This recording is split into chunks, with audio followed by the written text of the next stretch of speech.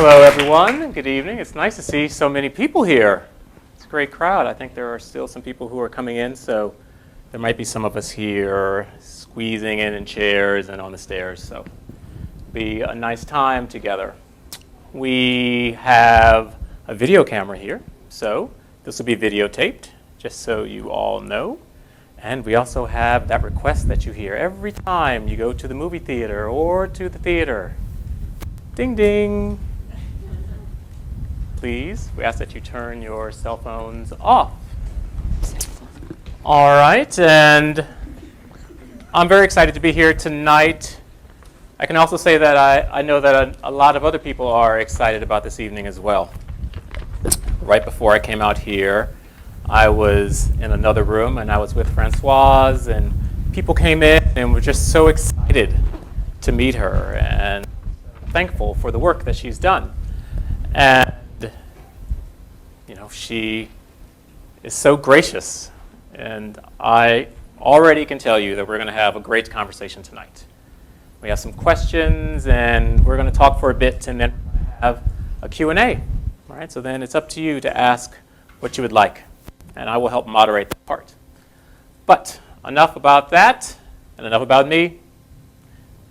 Everyone, I'd like to introduce Françoise to come on out for us this afternoon.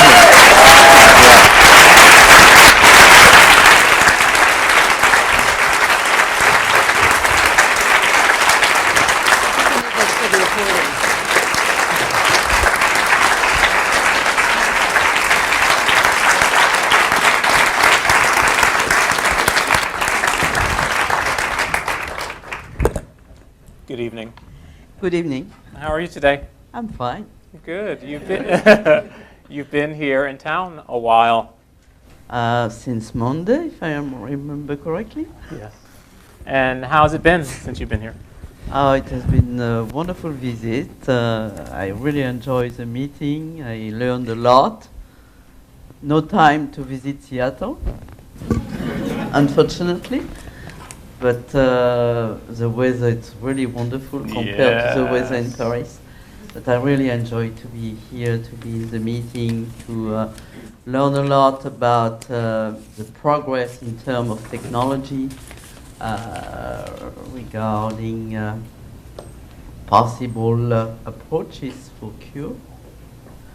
And I was really pleased to see the implication of originally non-HIV scientists in the field of HIV now. I strongly believe personally that it's critical to make progress for the future. I was pleased to see that scientists involved in cancer research now are joining HIV researchers. Great. Maybe because I'm coming myself from the field originally of cancer and leukemia. All right. So I have some questions for you, and we'll see where they go. You know, we could just get on a thread, and we can just take it where it goes. All right. So here's the first question. Do you believe that there can be a cure for HIV? I do not have a magic bullet, you know. Well, I know. I wish we had a crystal ball, too. All right. I strongly believe that we can have a treatment that people living with HIV can stop. That means that I clearly believe in remission. So maybe we should have a clear definition of cure. Please, let's have one. Generally, when we speak about cures, that means that we are able, for an infectious agent like HIV, to totally eliminate the infectious agents from the body. Sterilizing cure. Eradication. Some people use eradication. I don't like the word eradication because that can be used also to eradicate. We use for eradication of epidemic, which is totally different from cure. So cure for me, it's elimination, total and elimination of HIV from the body. When I made my presentation yesterday, I said it's almost an impossible mission with a virus like HIV. And then I say, in France, in my country, we used to say impossible is not French. So that means that anyway we have to try. Right, and that means for people who aren't French too, right? I mean, everywhere. Yeah, it's not, this virus, like all the infectious agents, they do not have front barriers. They are everywhere in the world. So we have all to try together, of course. right. So to answer more precisely to your question, I really dream about a cure, and I would love that a cure could be obtained one day. But I think we have also to be realistic, and if we want to be realistic, I believe that we will have a remission, for sure. Remission, that means that the virus will still be present in the body, but will be controlled. Now, a couple years ago, we did hear about a cure, or there was talk of a cure, we should say, in relation to a gentleman named Timothy Ray Brown, who is originally from Seattle. He's originally from Seattle. He is. He's a Seattleite, indeed. And he's HIV positive, and he also had an acute form of leukemia. And he had stem cell transplant. In Germany. In Germany, right. Too bad for Seattle.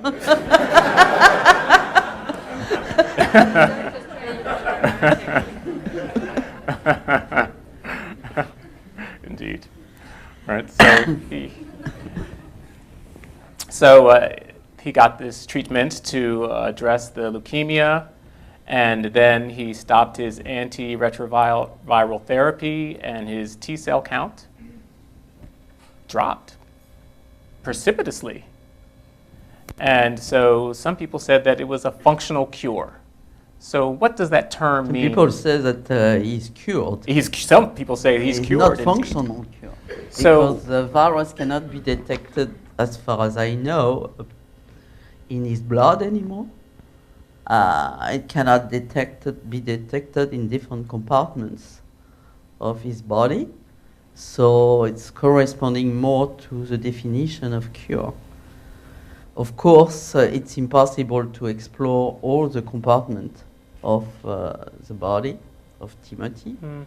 So we can still wonder whether the virus is not present in very, very few cells in some compartments. However,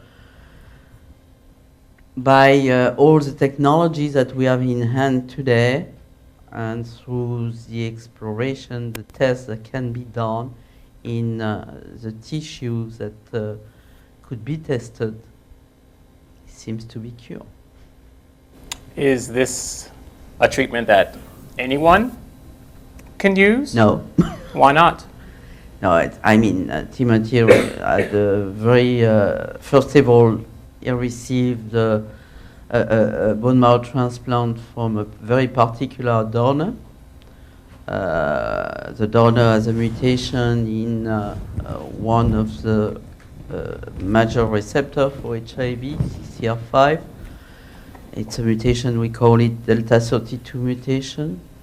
This mutation is mostly present in Caucasian only.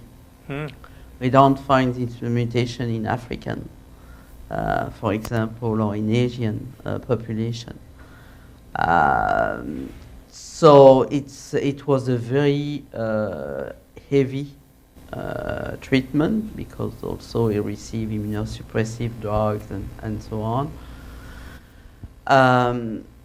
We have to find other approach, and I know that it's one of the topics that the scientists here in Seattle is working on, to try to understand First of all, why Timothy Brown has been able with the treatment he received to eliminate his virus, and how we can reproduce by a similar approach, but a different one. Mm-hmm. The results that was obtained with bone marrow transplantation. So cell and gene therapy might be an approach to reproduce similar results than the one obtained in Timothy Brown. However, it is going to take some time. It's not for tomorrow. There is progresses.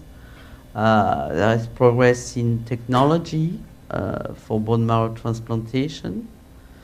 There is progress in modification of genes, and with different approaches that are currently under investigation.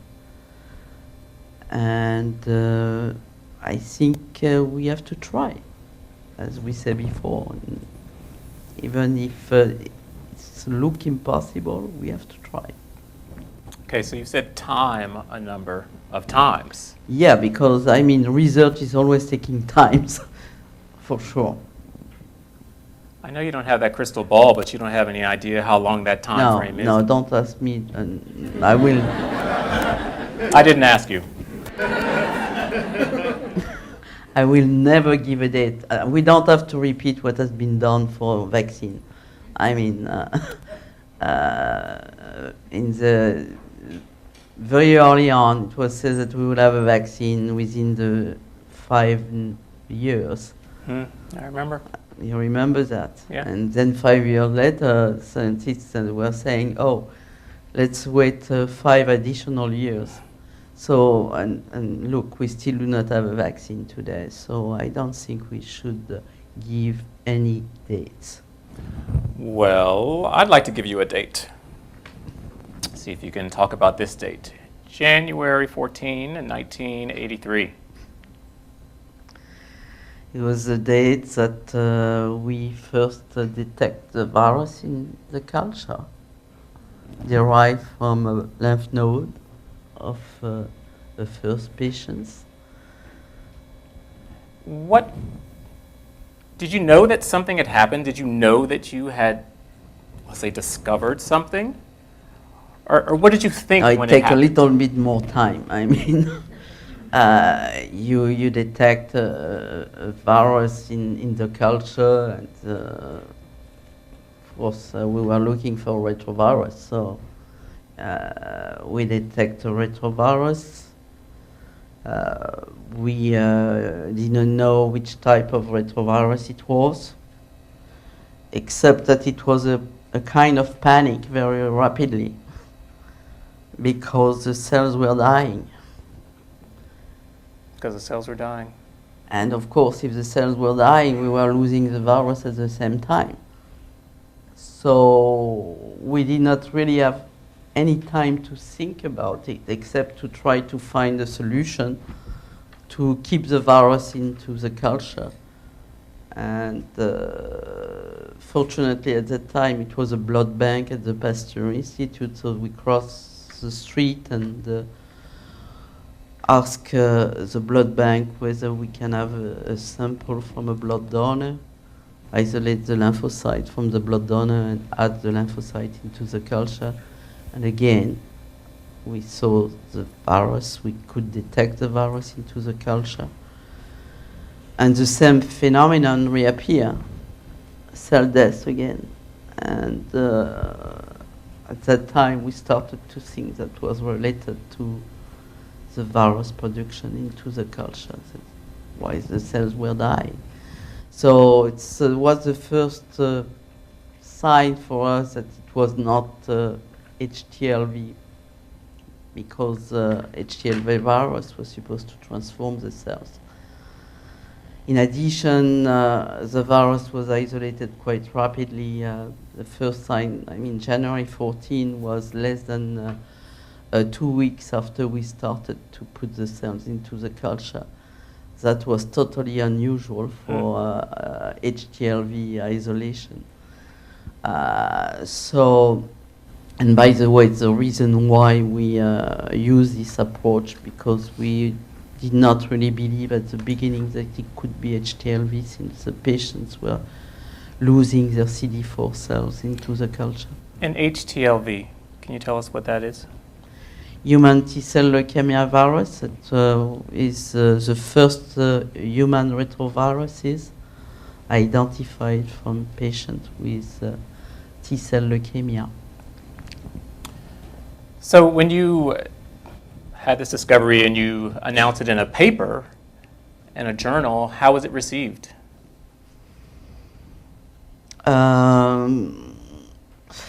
Most people did not believe in it. The scientists thought they were doubtful because the morphology of the virus was particular as well by electron microscopy. It was not the classical morphology of animal retroviruses. It was not the morphology of HTLV. And some scientists even were saying that probably it was a contamination. It has nothing to do with the disease itself. However, it was a few scientists that started to believe that it could be related to AIDS. In particular, I remember the first time I talked about this virus was in Cold Spring Harbor in May 1983. I asked the organizer whether he will be kind enough to give me a few minutes to present the data. And I explained to him the data and say, okay, yes, I am giving you 5 minutes. So I present the data we had that were going to be published on May 20. It was just before the publication. And after the presentation, several people, either from NIH and from CDC, that came to me and said, could you stop by and give a seminar and present in more detail your data? Right. And I went to Atlanta, and that's how we started the collaboration with CDC, with Don Francis and others at the CDC. Right. So that was 1983, and I read up did a little research about you and read that in 1984 you went to San Francisco General Hospital, and a doctor there asked you to see a patient. And could you tell us what happened when you saw the patient? The patient was in the emergency room, and he was dying, and it was difficult for him to speak, by the way. And I had some difficulty to understand what he was saying, because it was hard for him to speak very loud. But I understand, thank you. So I was really surprised, and I asked the doctor why. And the doctor, who was Paul Woodbudding, said to me, but ask him. And I asked, and he said to me, not for me, for the others. Not for me, for the others. And, you know, he was taking my hand, and I still have the feeling of his hand on my hand at that time. That's really a very strong feeling, and I will remember this patient for all my life. And the day after, he died. So one of the things which you've said is one of the reasons you decided to pursue studying HIV was because that was such a dramatic, horrible era. Yeah, it has been a drama. I mean, you know, I'm a PhD. I'm not a doctor, and before HIV, I think most of the scientists, I was in my lab. I never saw patients with leukemia and cancer myself. And that was really the first time as a scientist for me to see patients coming to the Pasteur Institute because they heard that we isolate the virus, and they just wanted to for us to explain what is this virus, what are you going to do to treat us against this virus. And that was very hard because of course they were all quite young. They were really in very bad condition. And it was very hard, you know, we had the feeling as a scientist, as you say, I'm going to say again, we know that it's going to take time to develop treatment, to develop a vaccine, even if we were very naive, because we were thinking that when the virus is isolated, it will be easy to prepare a vaccine, it will be easy to think about therapeutic approach and so on, but we knew that it will take time anyway.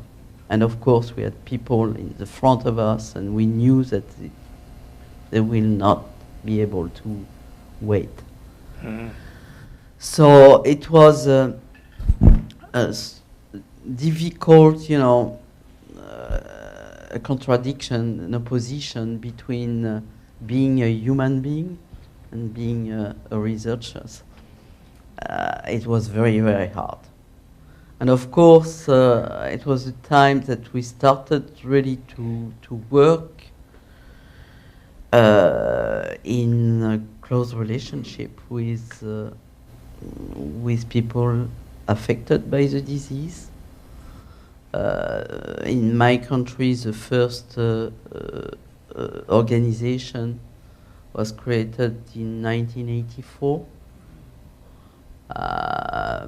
by the gay population, and I started to work with them immediately when they created the organization. And of course, we started to be friends. So I started myself and also the same things to see friends disappearing. So that was really the worst period in my life, personally. All right. Well, thank you for that. And how does that period compare to today, to this period? It's not comparable at all. I mean, today, I mean, people living with HIV, they are living with HIV. That's mean a lot. I mean, to see persons that are affected by this disease capable to live with a certain quality of life. It's not only to live with HIV, but it's capable also to work, to have a social life, to live normally. I mean, the life expectancy today on treatment is almost the same as if you are not infected by HIV. So it's really wonderful. All right, so since we're talking about this era, and we're here in this era together, you know, I think there might be some questions in this audience. So we are going to open it up. I have some more questions, but we'd like to hear what people here in the audience might want to say. And I believe we have people who can help with microphones. So there's one person here, and there's another microphone right there. All right. So if you have a question and you could line up behind someone on either, or are you going to go to reach them? Can you do that? We'll try it one way or the other. Okay, there we go. So we'll get you. You can go right up there. I know many of us here tonight really admire the work that you've done to help educate and engage communities. And as the slides above your head have been reminding us tonight of some of your accomplishments, I would love to hear about your interaction with the Pope and what you've heard back from him, perhaps. So should I give a little setup about this? Yes, if you like. Okay, sure. So we're talking about Pope Benedict XVI, not the current Pope, but the one right before this. He had taken a trip to Cameroon, and I'm going to read this exact quote that he said.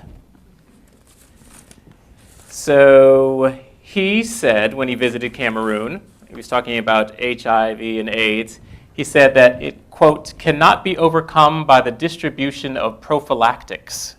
On the contrary, they increase it. And you had a response to him. And what was your response? I sent him a letter. You just mailed a letter to the Pope. I sent him a letter telling him that probably he was not very well informed.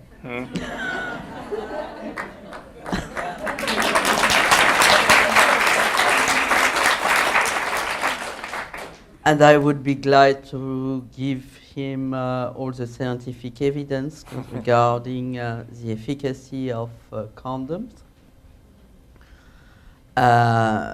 And I was finishing the letter by telling him, if I remember correctly, that probably also he did not measure the impact of what he said in a country like Cameroon. And I was asking him to make another statement. Of course, I never received any answer. And you've been to Cameroon. Oh yeah, I'm working with Cameroon since the 90s.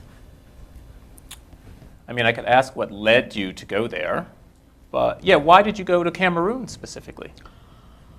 I did not go to Cameroon specifically. It turned out that in 1985, I had to, at the last minute, to go to a WHO meeting in Central African Republic. Mm-hmm. This meeting was organized to define AIDS in Africa. And I was there with people like Jonathan Mann and others, and Luc Montagnier, my boss, if I can say so, at that time, was supposed to go at that meeting, but at the last minute, he said to WHO, I cannot come. So I was there, and I think several people who were there at that time will realize the situation in Africa. We realized, we visited hospital in Bangui, and people were dying from AIDS. That was terrible. Most of them were dying from AIDS in the hospital. They had nothing in the pharmacy. Of course, it was no antiretroviral treatment at that time, but the doctors and the nurses did not have even any drug, to help the people to die. They were just taking their hand, to be close to them before they were dying. So it's how several of us, we say, okay, we should start, to work with Africa, and I started myself to organize a training in Central African Republic, and we invite different French-speaking countries to participate to this training to diagnose HIV and to give information about HIV, at least what we knew at that time. And then I started to work with other African countries, with Senegal, and then with Cameroon. But also at the end of the 80s, I also started to make training in Vietnam on the request of the Pasteur Institute in Vietnam. Mm-hmm.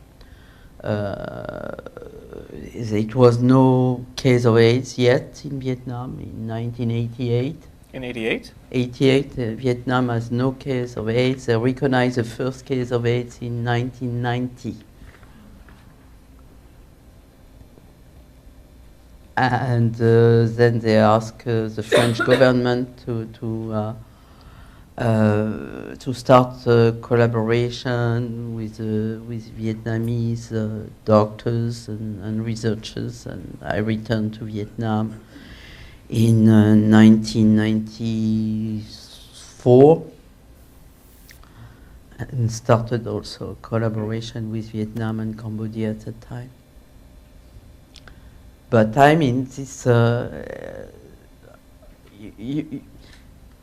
the 80s, for me it was a wonderful movement of mobilization at international level, solidarities, you know. Mm-hmm. We, I think, all realized that the situation was really dramatic. And you know, in 85, when I was in Central African Republic with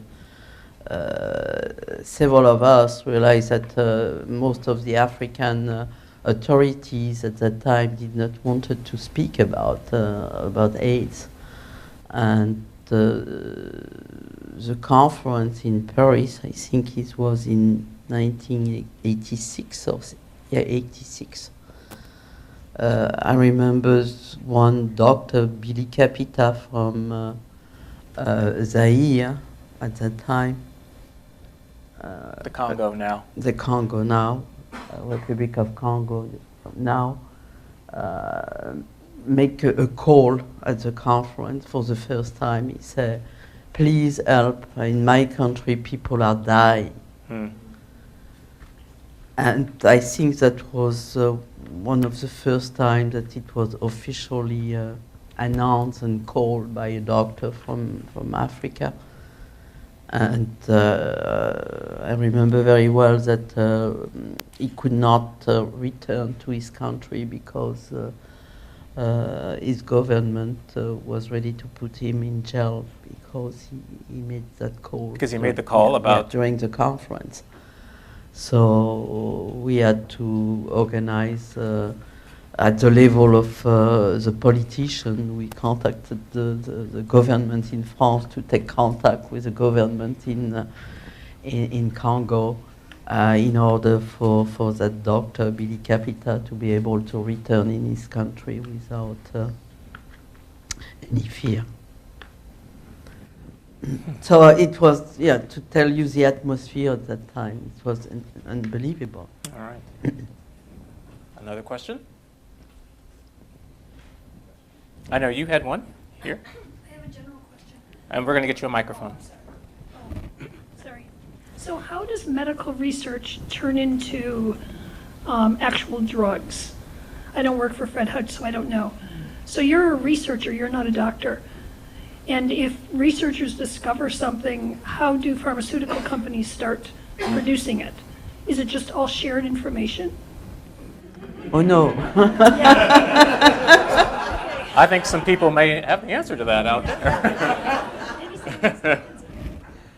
No, first of all, I mean, the drug, if we take the example of AZT, which is the first drug, the first antiretroviral drug that was developed later on by company. Indeed, the drug was already existing on the market, and then scientists tested the drug for the activities against the enzyme of the virus, so reverse transcriptase first, and found out that this drug, which was already on the market, was very effective.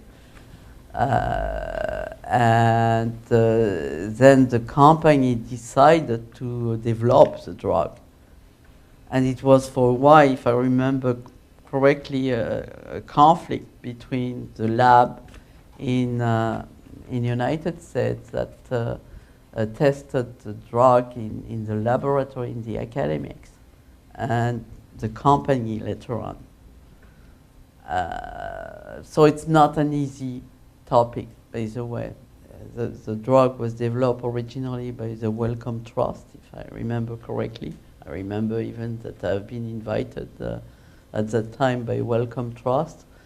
And the Wellcome Trust and the laboratory in US developed originally a collaboration. But then there is all the question about intellectual properties. When you make a patent, it's very complicated, by the way, because the patent, the lab in US, I think, took a patent on the drug for the activities against HIV, but it turned out that the drug was already had a patent before for the activity on other disease. So it started to be a conflict between the academic lab and the company at one point.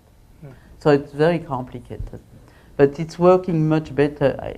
Maybe I'm still very naive, but I think it's anyway better today than it was in the early years. Also, the relationship between companies, between the private sector and the public sector, probably because of the pressure that has been made in the field of HIV on company when antiretroviral treatment started to be available.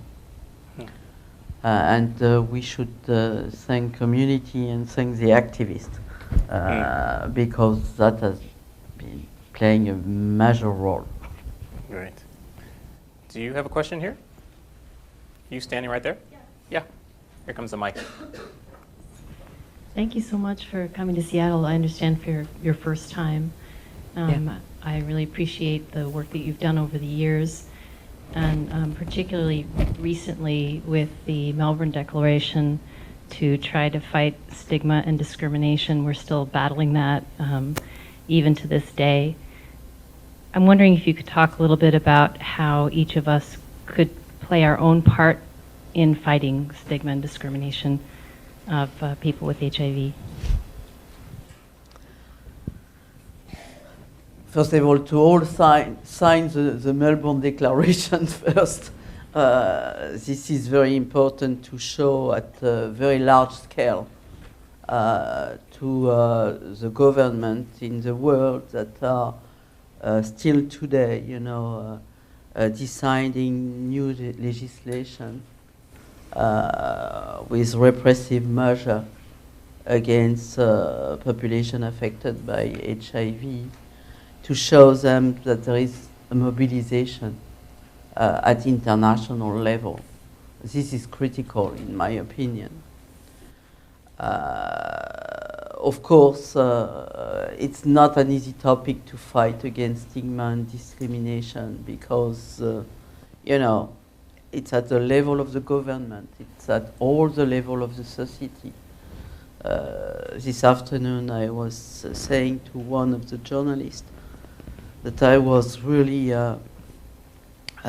shocked to what happened in my country last year when the government proposed the new law allowing the marriage among the gay population.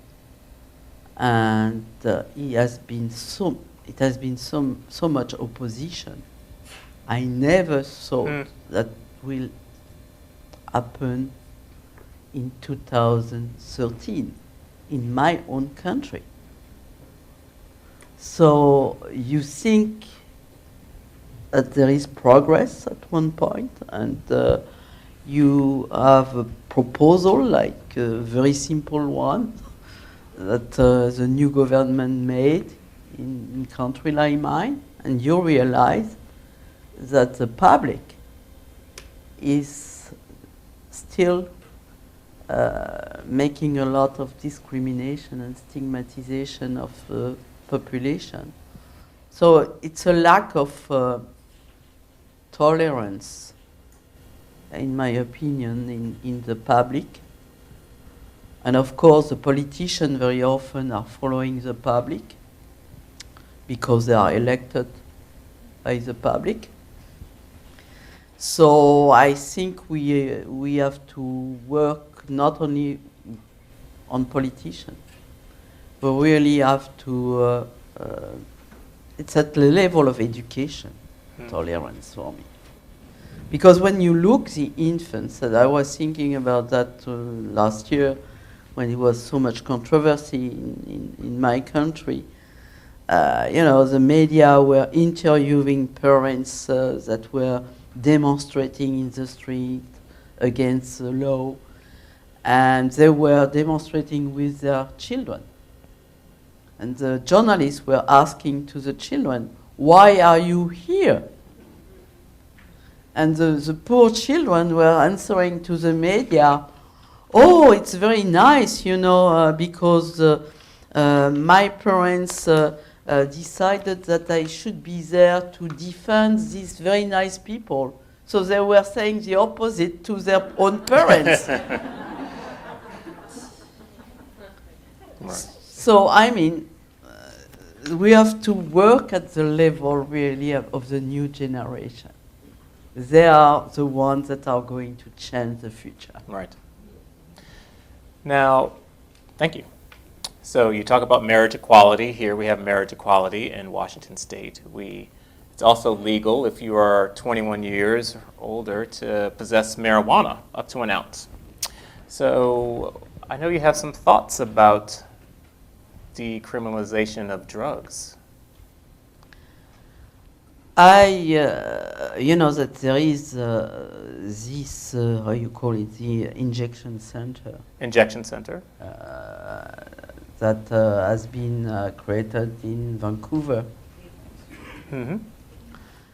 And the data are quite impressive. I mean, it's a lot of progress in terms of decrease in mortality, decrease in hepatitis C infection, and I think that we should expand this kind of approaches. So the injecting center has been created in several countries. They exist in Spain, for example. They exist in several countries in Europe. It does not exist in my country, in France. It doesn't exist here. It does not exist here in US, I know. So I try myself to convince the government in France. I had a meeting with the Prime Minister, together with my colleague from ACT UP. You still have yeah, right. You still have a colleague from ACT UP? Yes. Wow. And indeed, they called me because they asked for an appointment with the Prime Minister, and they called me the night before the appointment, saying to me, we have the appointment with the Prime Minister tomorrow to talk about the injecting center. Could you write a few words to us? I said, no, I'm coming with you. So we spent 1 hour with the Prime Minister. It was the police outside. Originally, I said to them, there is a demonstration today. They said, no, it's because you are coming. I said, that's nice. Anyway, we spent 1 hour, and the Prime Minister was telling me we don't have the same conviction. And I was telling him I don't have conviction, I have evidence. You know, I'm a scientist. We have the data. We have the data from Vancouver, and he was telling me Canada is not France. I say, you agree. Canada is not France, but what about Spain? Spain is closer from us. And Spain, you know, it's a lot of Catholics in Spain. Yes. But they took the decision anyway to have the injecting center. And they have also data. So anyway, we talked for 1 hour, and he was clearly telling me that he would not take the decision because the election were coming. Mm-hmm. And he was afraid about the result of the election if he was taking this kind of decision. So the decision has not been made by him. That was a former government. The new government is thinking about doing it. But as you know, our government in France is not doing so well these days. Right. So anyway, the mayor of the Paris city decided to open an experimental injecting center in Paris. So we are moving. But we have to continue the fight. But it'll take time. It will take time. It will take we have time. to continue. All right, so I think we have a question over here. I'm curious to know your opinion on PrEP and how you would like to see that used, how widely you'd like to see it used, and if you have any concerns on long-term effects on otherwise healthy people taking it, as well as what can we do to create public policy around the way you'd like to see it be used. And before you get to that, could you define what PrEP is? Okay. PrEP is using antiretroviral treatment as prevention before having any sexual relationship, to take the medication before and also after the sexual relationship in order to prevent yourself for an infection if you have a sexual relationship with someone who is infected and you don't know about it. So PrEP now in the United States is Truvada. It's one of the medication called Truvada. It has been approved by FDA in 2012 at the time of the conference in Washington. And of course, there is plenty of questions around PrEP. And the question you raise is one of it. I think we should see PrEP as one additional tools for prevention. And I agree with you. There is several questions for which we do not have the answer yet. So the reason that we need to continue to make study on PrEP. As you probably know, there is some studies ongoing to try to see if, because the PrEP as it is used today in US is to take PrEP all time. So there are studies trying to see whether it could be used intermittent PrEP, just, you know, on demand. And certainly it will be more acceptable, in my opinion, for the people that want to prevent themselves to take intermittent PrEP than to take PrEP all time. So, of course, there is plenty of questions without of answer yet, but I think it's an important approach to consider as well, if there is any risk to be infected in addition of other tools. So it's I'm also hoping very much about the long-lasting injection to inject, antiretroviral treatment and to be prevented for several weeks. I think that will be make the difference, in my opinion, and maybe to take a pill as PrEP. We will not speak anymore about it if the long-lasting drugs, injecting long-lasting drugs are working. All right, there was a question right here. And then we'll Thank you, Françoise, for everything here today, last few days. I wonder if HIV/AIDS, fell amongst the wrong people group when it did. From the perspective of the climate that this country has known around homophobia and things of that nature, would the response have been different if the virus hit pregnant Caucasian women in those numbers as opposed to gay men? Would there have been more funding toward it? Perhaps would we have a cure now, sort of because there would be more of an urgent effort? I don't know, I wonder. That being said, when we do find a cure, in your opinion, which people group or who will receive this or have access to it first? Wow.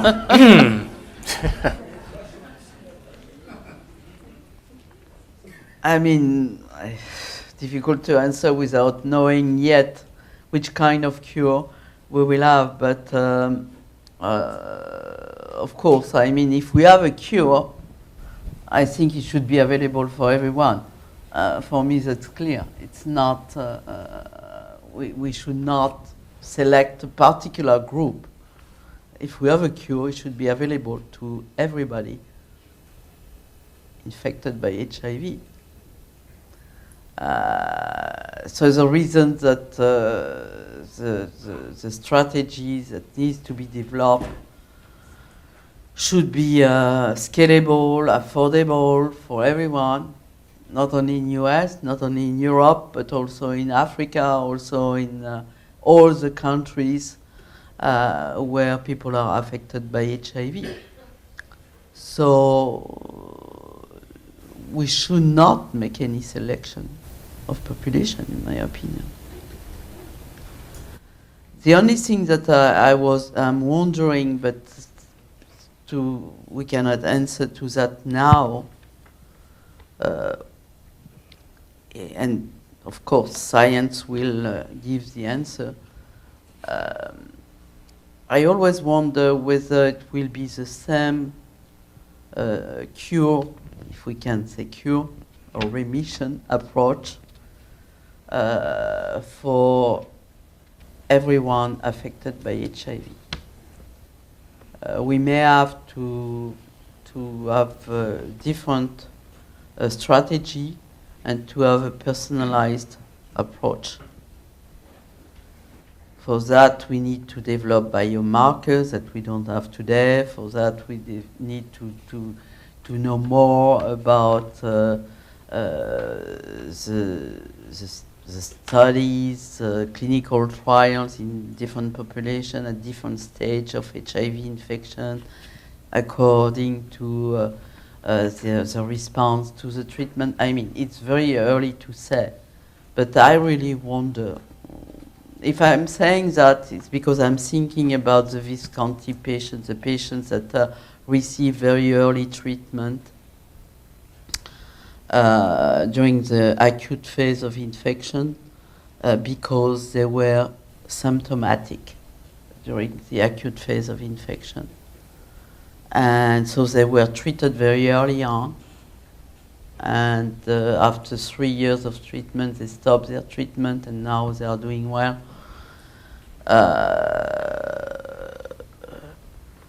Some of them is 10 years that they stopped the treatment.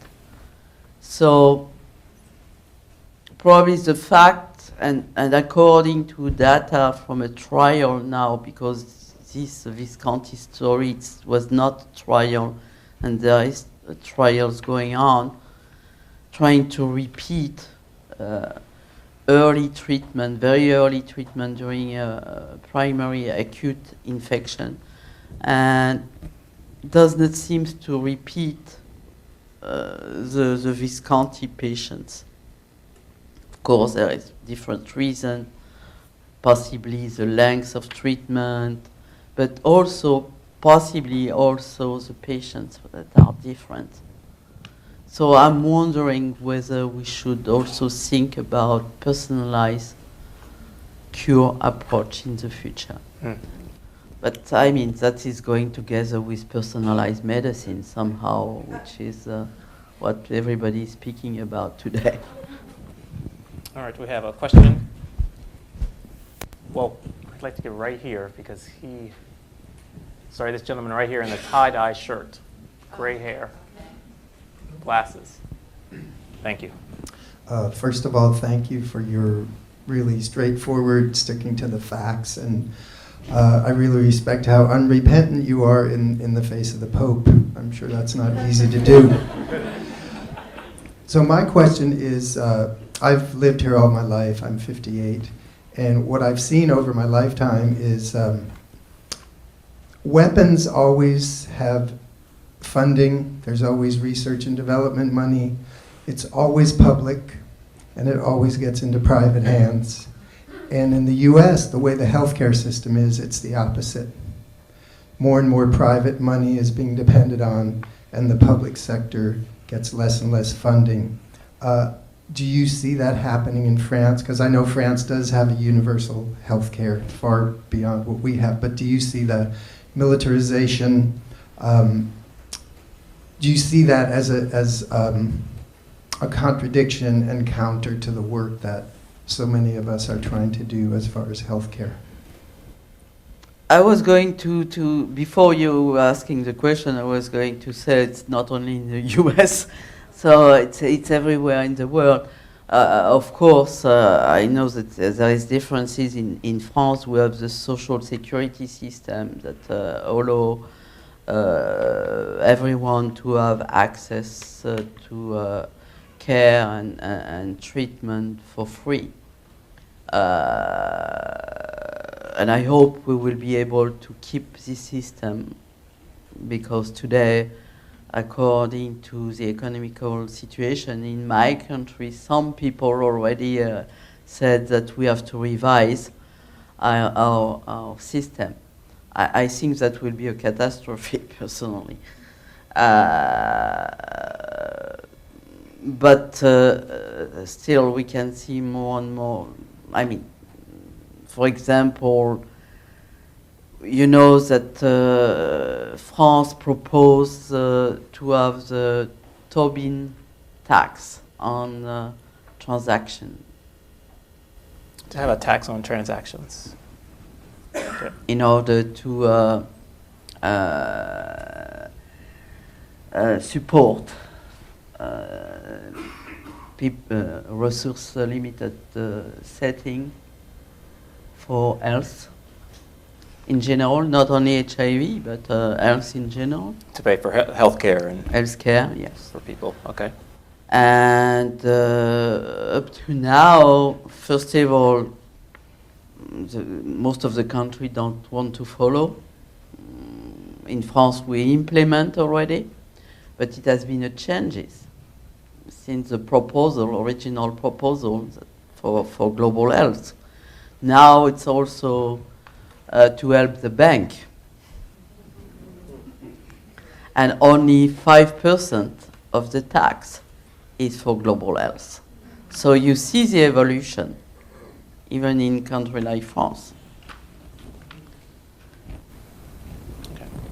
Yes, question. Could you comment on two things? First, What is the current situation in Africa in terms of the availability of antiretroviral drugs? And then Did everyone hear that? Could you speak a little bit into the microphone, I think? Okay. So Great. I'm wondering what the current situation is in Africa with regard to drugs to treat people with HIV.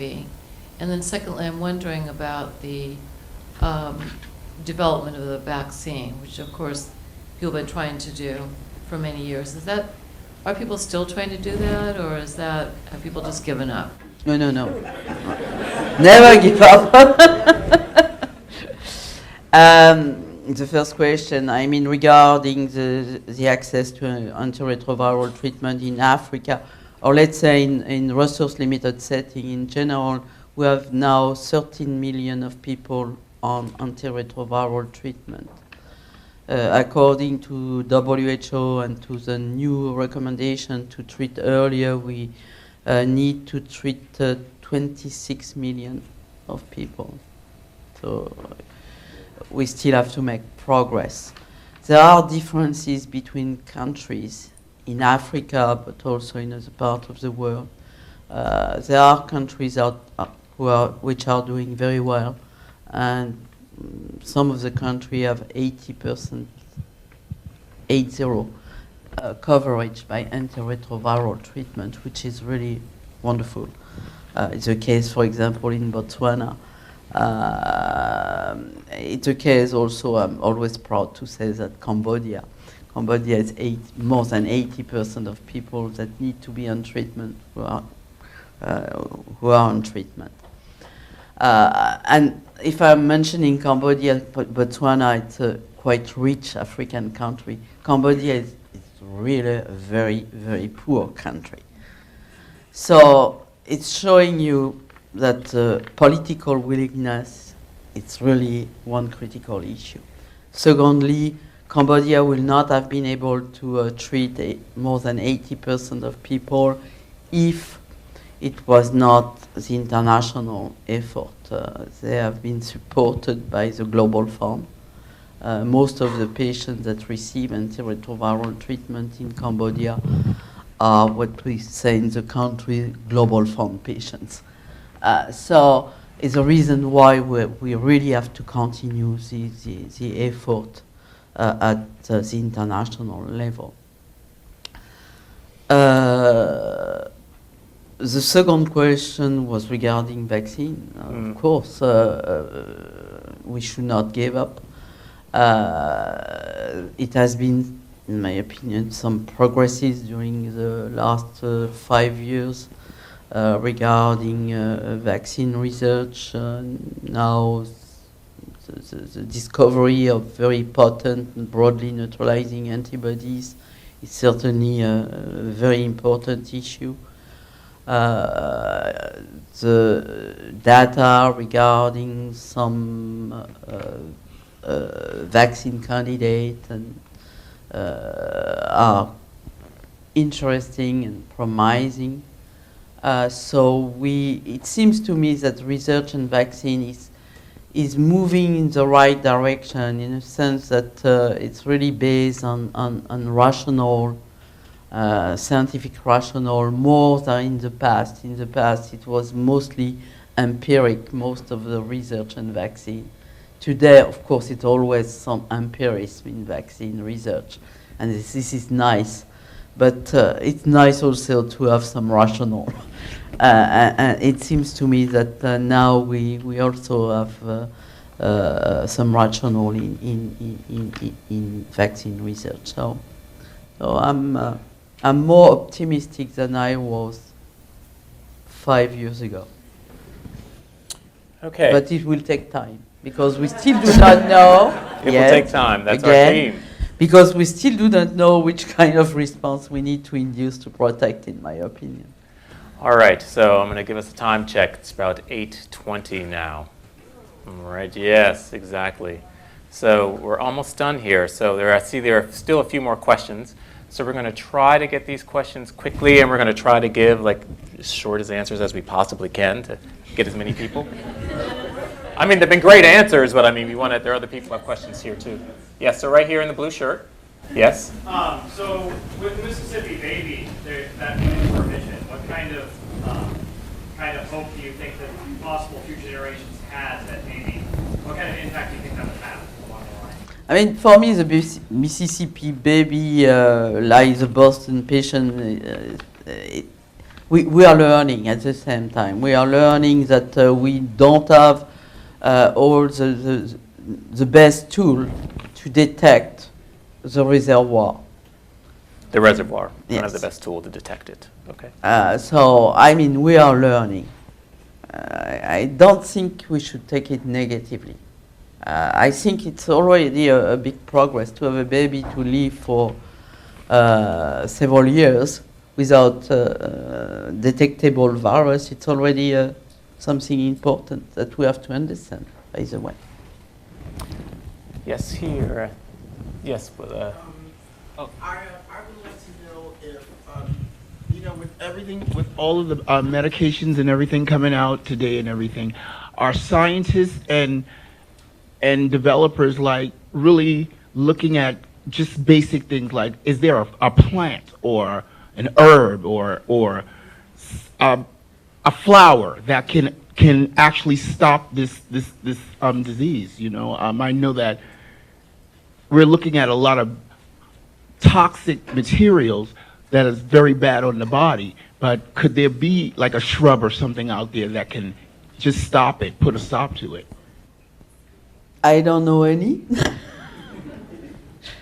I mean, some of the drugs that has been developed, I'm not speaking particularly about HIV, are derived sometimes from plants, but you need to understand what is the active principle, and you need to understand what is the mechanism of action of this derivative anyway.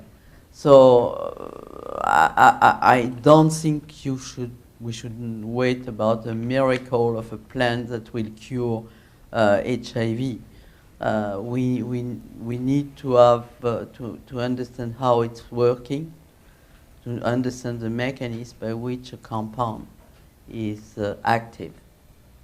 And of course, what the scientists are doing today is based on the scientific knowledge on the mechanism of latency to try to develop approaches based on our knowledge of those mechanisms, which is the rationale. right here. Hi, thanks so much for coming to speak here. I wondered if you could speak briefly to the impact that recent infectious disease outbreaks like Ebola have on the delivery of care and services to people living with HIV, and also how these more recent outbreaks affect attention and money and research towards HIV. You're speaking about Ebola? Mm-hmm. I think we have to be concerned, all of us also, about epidemics like Ebola.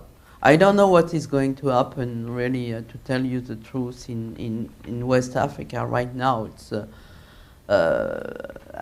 I know Africa, it's really my first time to see an Ebola outbreak taking such a magnitude. So I feel personally very concerned about the situation, and clearly it's related to the fact that the population is not following the recommendations, the advice of the health professional, of the organization. And I don't think it's really going to affect HIV/AIDS or research on HIV/AIDS. I think we can also help as HIV/AIDS researchers.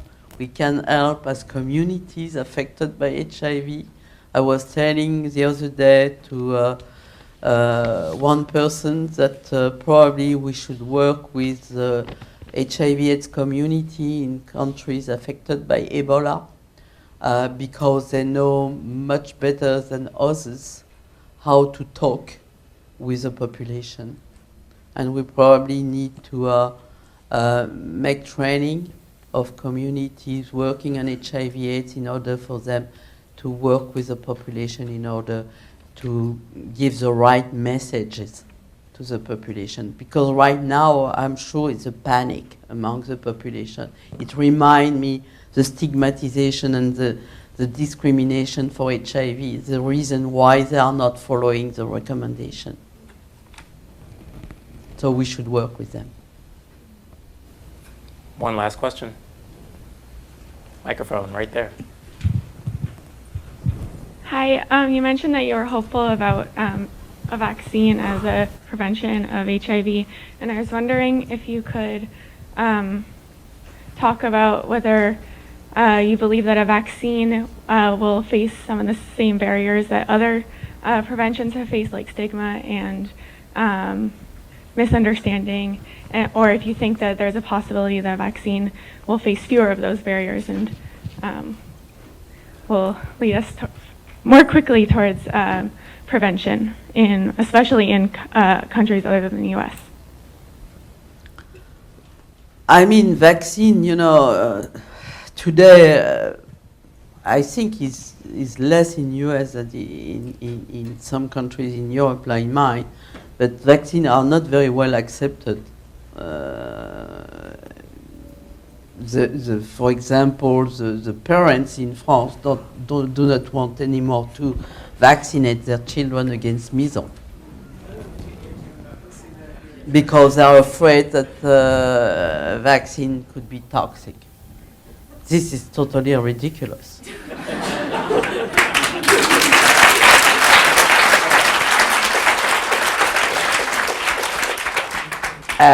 So again, it's very important to have preparedness, to prepare the people regarding HIV vaccine, like any other vaccine, because I think vaccine is, of course, one of the best solutions for prevention.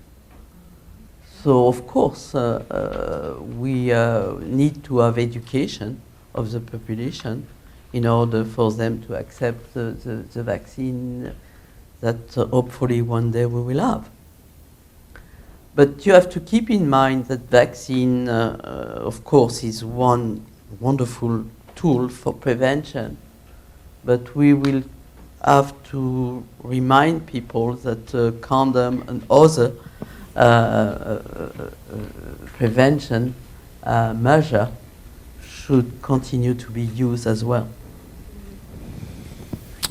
Because the condom is protecting not only against HIV, by the way. Okay, so last question. So I mentioned January 14th, 1984. That was 30 years ago. No, that was 83. 83, I'm sorry. 31. Thank you. 31 years ago. That's why you're the scientist. Exactly. So 31 years ago. I mean, I know you're a scientist, but you also talked about being a human, a person. Right? No, you were talking. Scientists are human. No, I didn't mean it like that. What I meant is that, you talked about how you have to deal with data, and then you also were seeing people that you knew who were ill and were sick, and, sort of how you have to balance that. And so I'm wondering now, here we are in 2014, and, she talked about potential vaccine and any optimism. Like, do you still have hope after all that you've seen, after all those decades? I think if you are a scientist and if you don't have hope anymore, you should quit immediately to work.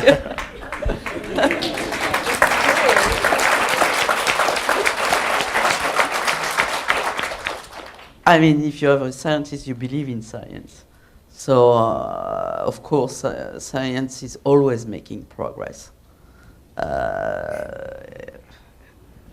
I will not repeat that it can take time.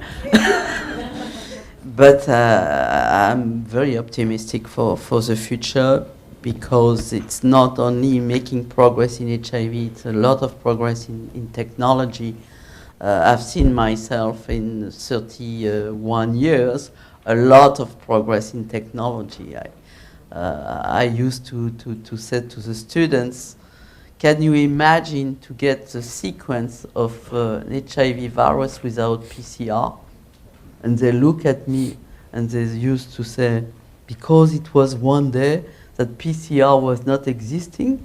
I say, of course. And we sequence HIV without PCR. We clone and sequence the virus without PCR. So, I mean, the technology is progressing very fast, by the way. And I'm very confident with the technology that we have today, the one that we will have tomorrow. We will continue to make wonderful progress. And that will not be me, that will be the next generation. Well, I just want to say it's been fantastic for you to be here. I'm sure that we could have sat here for another hour and a half and asked you more questions and heard more stories. But here's the end of our time. So on behalf of all these people here, thank you. I just want to thank you.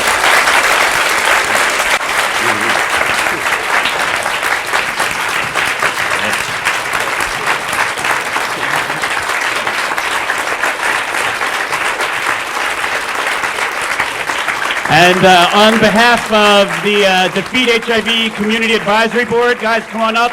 And on behalf of all of the people of Seattle here, we have a gift to honor Françoise. Thank you. We actually got her some Northwest native art made from a woman who married into the Tlingit tribe, who is Japanese, who has blended her tradition with theirs for this piece of art that's called Early Morning. And I thought it was appropriate for where we are in terms of a cure for HIV, just the gloomy, doomy sort of beginnings of it.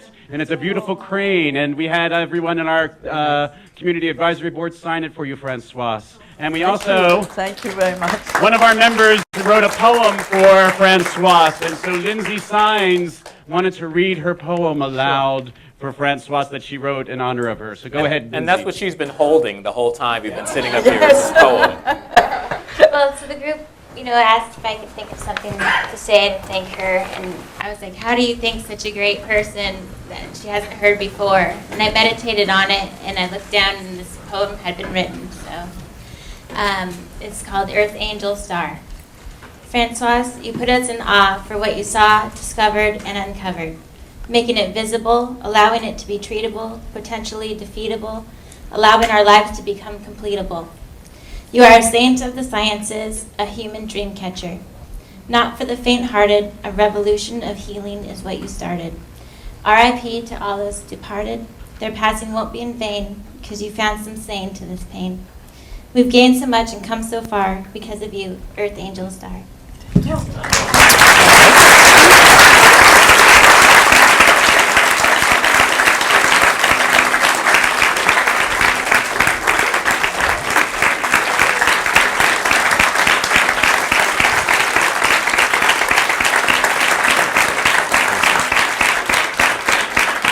So thank all of you, including the people in the overflow room. I know you had to watch it on TV, but I hope you got to come in for this last little part. Thank you all. Have a safe drive home. And if you want to, we have some cards about our Community Advisory Board. If you're interested, if you want to get on our mailing list just to know when we have events like this in the works, sign up, find a pen, and find one of these cards. Thank you. Thank you. Thank you. Thank you. It's very nice.